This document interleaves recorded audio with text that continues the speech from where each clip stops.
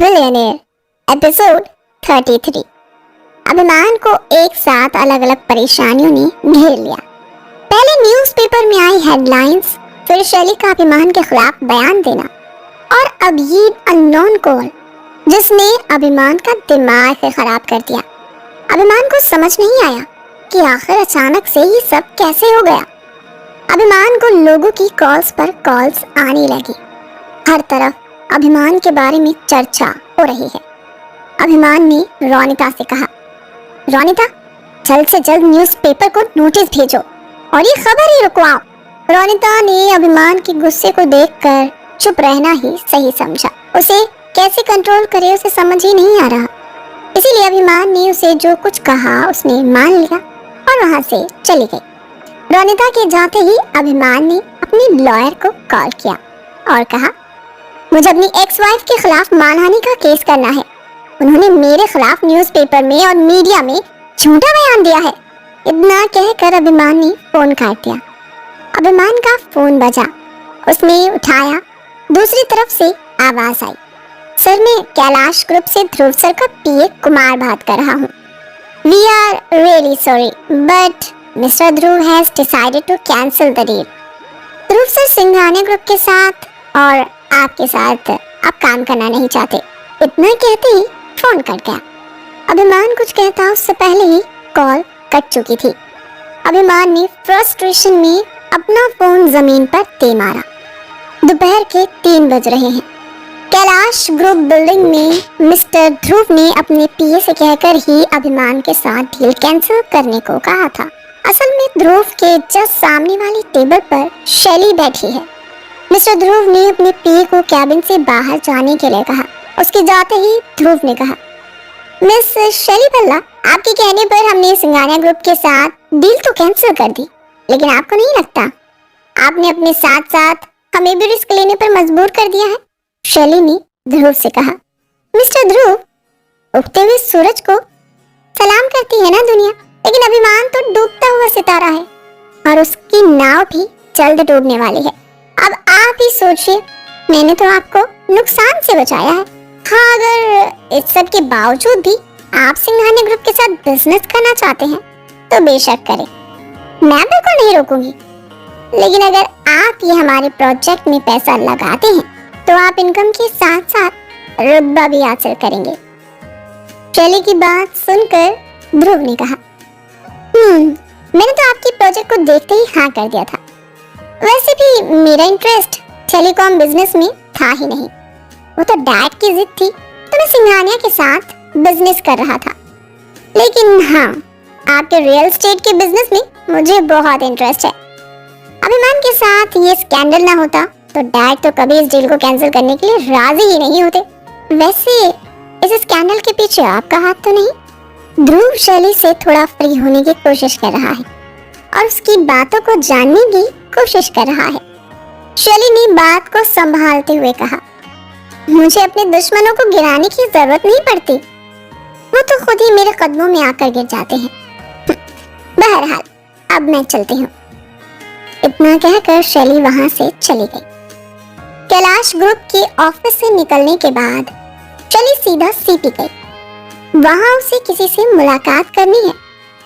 शैली ने किसी को फोन किया और कहा, मैं सीपी आ गई हूँ, Where are you?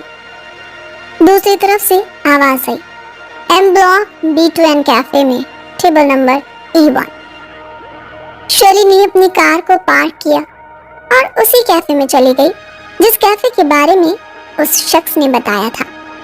शैली कैफे में जाकर उसी टेबल पर बैठ गई, लेकिन उस टेबल पर कोई नहीं था।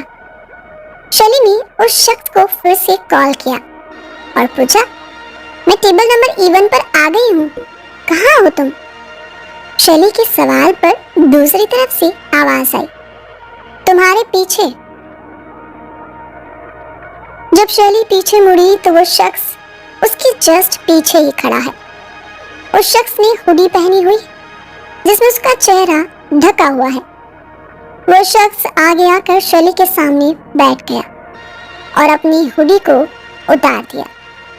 उसका चेहरा साफ साफ नजर आ रहा है। वो शख्स कोई और नहीं बल्कि अभिमन्यु ही है। वही अभिमन्यु जिसने अभिमान को धोखा देने की कोशिश की थी और उसकी जगह सिंघानिया ग्रुप का सीईओ बन गया था। शैली ने अभिमन्यु से कहा, तो कैसा लग रहा है जेल से बाहर आकर? अभिमन्यु ने जवाब दिया, थैंक यू सो मच मुझे जेल से निकालने के लिए। मेरा तो दम ही घुट गया था उस काल कोठरी के अंदर। शैली ने अभिमन्यु से कहा, लेकिन तुम्हें अपना वादा तो याद है ना? तुम्हें जेल से मैंने अपनी मजे के लिए नहीं निकाला। अभिमन्यु ने कहा, हाँ हाँ मुझे मेरा वादा भी याद है और अपनी बेइज्जती भी, जो अभिमान और उसके दादाजी ने मेरी की थी, वो भी सबके सामने। अभिमन्यु की बात सुनकर शैली ने कहा,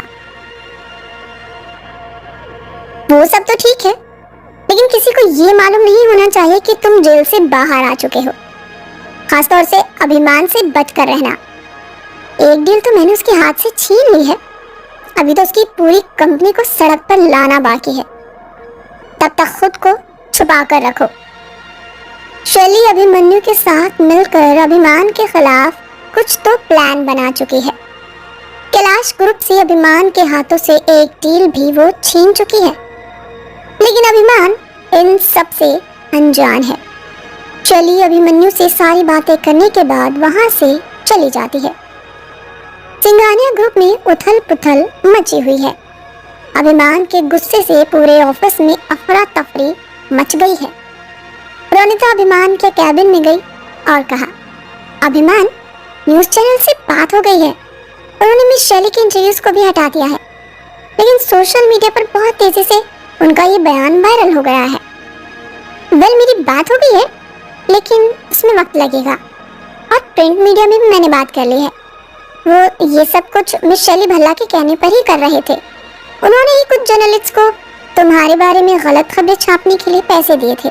ये सुनकर अभिमान का गुस्सा सातवें आसमान पर चढ़ गया, लेकिन रोनिता की बातों ने उसे थोड़ी सी राहत दी। रोनिता वहां से जाने ही वाली थी कि तभी अभिमान ने उसे रोकते हुए कहा, सुनो रोनिता। रोनिता रुकी और कहा, यस सर, आई मीन अभिमान। अभिमान ने कहा, आई एम रियली सॉरी, मेरे चक्कर में तुम्हारी भी बदनामी हो रही है। तुम्हारे बारे में भी शैली ने इतनी घटिया बातें लिखी, लेकिन मैं वादा करता हूँ जिस मीडिया ने आज तुम्हारी इज्जत उछाली है, उसी मीडिया में तुम्हें इज्जत दिलाऊंगा। अभिमान की आंखों में अपने लिए कंसर्न और गिल्ट देखकर रोनिता ने अपना चेहरा उदास बनाते हुए कहा, जाने दीजिए ना सर, मैं इस कंपनी में आखिर एक मामूली सी पीए ही तो हूँ। किसी को मेरी रिस्पेक्ट से क्या ही लेना देना। रोनिता को उदास होते हुए देखकर अभिमान आगे बढ़ा और उसका हाथ पकड़कर कहा, मुझे तुम्हारी रिस्पेक्ट की फिक्र है रोनिता। तुमने मेरा उस वक्त साथ दिया था जब पूरी दुनिया, यहाँ तक कि मेरे दादाजी मेरे खिलाफ थे। मैं वो बातें कैसे भूल सकता हूँ। तुम्हारे साथ मैं कुछ भी गलत नहीं होने दूंगा। रोनिता अभिमान की नजरों में अपने लिए इतनी फिक्र देखकर मन ही मन मुस्कुराने लगी। तभी अभिमान का फोन बजा। दूसरी तरफ दादाजी थे। दादाजी ने अभिमान से कहा, बरखुरदार कंपनी के दिवालिया होने की शुरुआत हो चुकी है। कैलाश कंपनी के साथ डील कैंसिल होने का मतलब जानते हो? और बात सिर्फ इतनी सी नहीं है कि हमारे हाथ से डील चली गई, बल्कि पता है वो डील जो तुम्हारे हाथ से गई है, अब वो भल्ला फैमिली के साथ हो गई है। शैली ने भल्ला फैमिली को संभालते ही, उसका सीईओ बनते ही दिखा दिया कि बिजनेस कैसे किया जाता है। दादाजी बहुत गुस्से में नजर आ रहे हैं। अभिमान दादाजी की बातों का जवाब देता उससे पहले ही उन्होंने गुस्से में फोन काट दिया। कैलाश ग्रुप और भल्ला ग्रुप की डील के बारे में जानकर अभिमान को भी बहुत हैरानी हुई, लेकिन फिर वो सारा खेल समझ गया। उसने रोनिता से कहा, रोनिता अभी के अभी प्रेस बुलाओ, कॉन्फ्रेंस रूम में 30 मिनट में सभी मीडिया से मिलना चाहता हूँ। मैं एक इम्पोर्टेंट अनाउंसमेंट करनी है, क्विकली। रोनिता अभिमान से आगे कुछ पूछना चाहती है, लेकिन हिम्मत नहीं जुटा पाई और जैसा अभिमान ने कहा वैसा करने के लिए वहां से चली गई। रोनिता ने मिस रोजी को बुलाया और उसे कहा, सभी मीडिया को इन्फॉर्म कर दो अपने जर्नलिस्ट को 30 मिनट में सिंघानिया ऑफिस के कॉन्फ्रेंस हॉल में भेज दें। 30 मिनट बाद सभी जाने माने पत्रकार सिंघानिया ग्रुप के कॉन्फ्रेंस हॉल में इकट्ठा हो गए। हर कोई अभिमान के बारे में ही बातें कर रहा है। जर्नलिस्ट ये जानना चाहते हैं कि आखिर उन्हें क्यों बुलाया गया। सभी जर्नलिस्ट ये सोच रहे हैं कि शायद सुबह जो बदनामी हुई, अभिमान उस पर सफाई पेश करने के लिए मीटिंग कर रहा है। तो वही कुछ जर्नलिस्ट का मानना है कि शैली के आरोपों की सफाई देने के लिए अभिमान ने सभी जर्नलिस्ट को यहाँ बुलाया है। सभी जर्नलिस्ट आपस में बातें कर ही रहे हैं कि तभी अभिमान आ जाता है।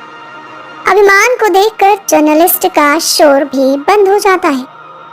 अभिमान उन्हें देखकर उनसे कहता है, सबसे पहले तो मैं आप सभी का धन्यवाद कहना चाहता हूँ जो आप इतनी कम शॉर्ट नोटिस पर मेरे बुलावे पर चले आए।